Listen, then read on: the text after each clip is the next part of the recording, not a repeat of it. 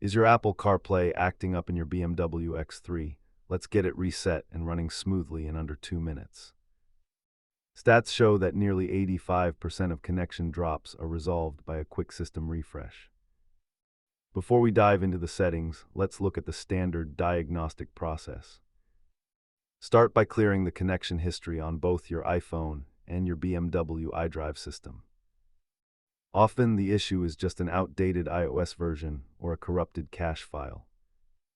To force a hard reset, hold the volume knob down until the iDrive screen goes dark and reboots.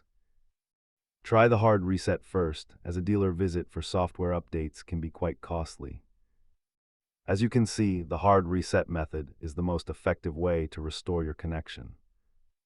Once the system reboots, complete the pairing process fresh as if it were a brand new connection. Pro tip: keep your BMW software updated to ensure long-term compatibility with future iOS releases. If the problem persists, you likely have a deeper firmware conflict that requires professional tools. Thanks for watching. If this helped you get back on the road, hit subscribe for more BMW tips.